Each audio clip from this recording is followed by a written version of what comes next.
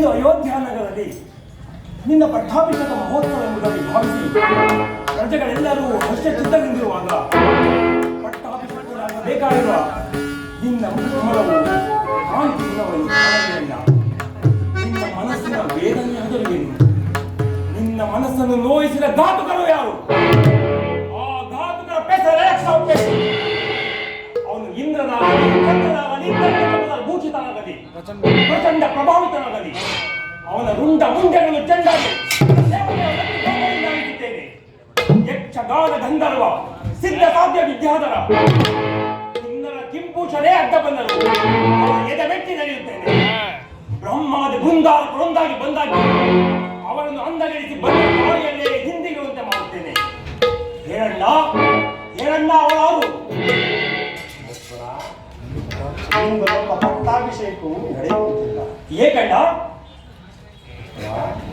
ಕೇಳು, ಹಿಂದೆ ದೇವಾಸುರರ ಯುದ್ಧ ಕಾಲದಲ್ಲಿ ಮಾತೆಯಾದ ಕೈಕೇಯಿ ಮಾಡಿದ ಸಹಾಯಕ್ಕೆ ಮೆಚ್ಚಿ ಜನಕನನ್ನು 2 ವರಗಳನ್ನು ಕೊಟ್ಟು ಹೇಳಿ ಬಂದೆನು. ಆ ವರಗಳನ್ನು ನಡೆಸಿಕೊಳ್ಳುವಂತೆ ಈಗ ಮಾತೆಯನ್ನು ಜನಕನನ್ನು ಕೇಳಿಕೊಳ್ಳ. ಯಾವ ವರಗಳು? ಮೊದಲನೆಯದಾಗಿ ನನಗೆ ನಿಶ್ಚಯವಾಗಿದ್ದ ಪಟ್ಟಾಭಿಷೇಕವನ್ನು ನಿಲ್ಲಿಸಿ ತನ್ನ ಮಗ ಭರ್ತನಿಗೆ ಪಟ್ಟಾಭಿಷೇಕವಾಗಬೇಕು.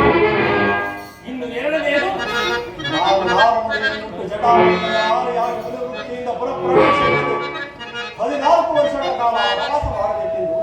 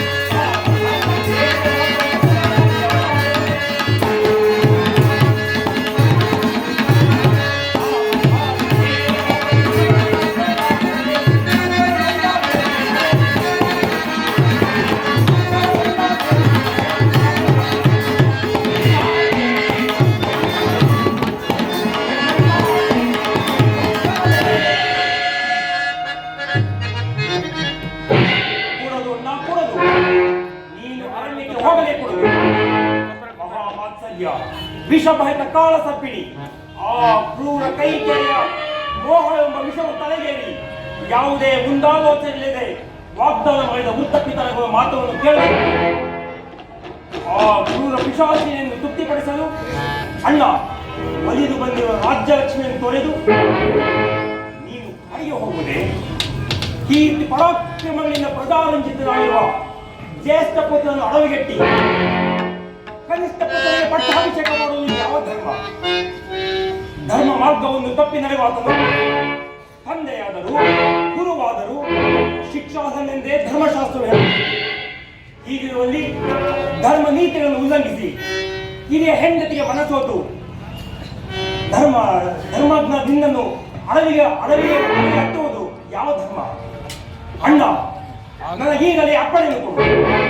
ಧರ್ಮಾತ್ಮನು ಕುಲಜ್ಯೇಷ್ಠನು ಅದರಿಂದ ದ್ವೇಷಾಸುರನು ತನ್ನ ಮಗನ ಮೇಲಿನ ವ್ಯಾಮೋಹದಿಂದಲೂ ತನ್ನ ಧರ್ಮ ನೀತಿಯನ್ನು ಉಲ್ಲಂಘಿಸಿ ತನ್ನ ರಾಜ್ಯ ಪದವಿಗೂ ಕ್ಷತ್ರಿಯ ಕುಲಕ್ಕೂ ಕಳಂಕವನ್ನು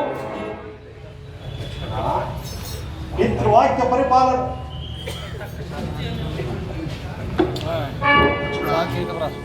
ಮಾನವಿಲ್ಲದ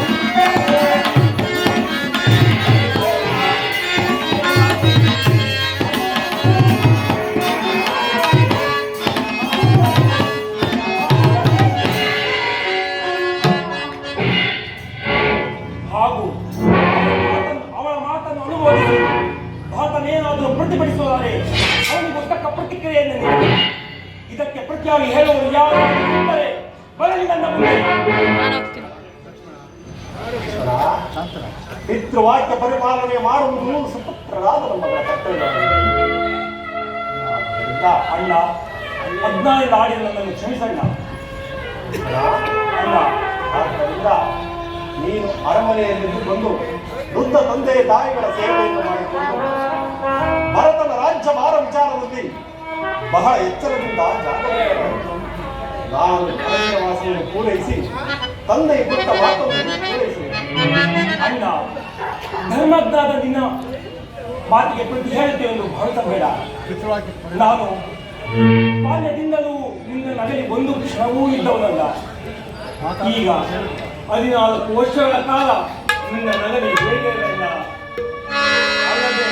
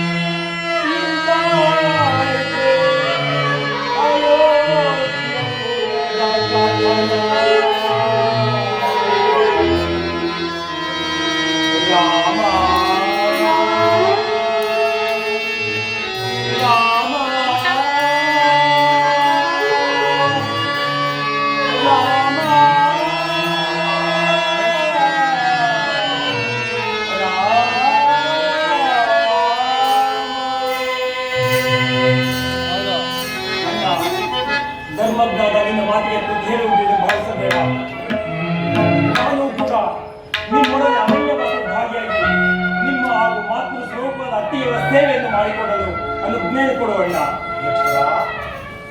ನನ್ನೊಂದಿಗೆ ವನವಾಸಕ್ಕೆ ಸೀತೆಯೂ ಕೂಡ ಹೊರಟಿದಳು.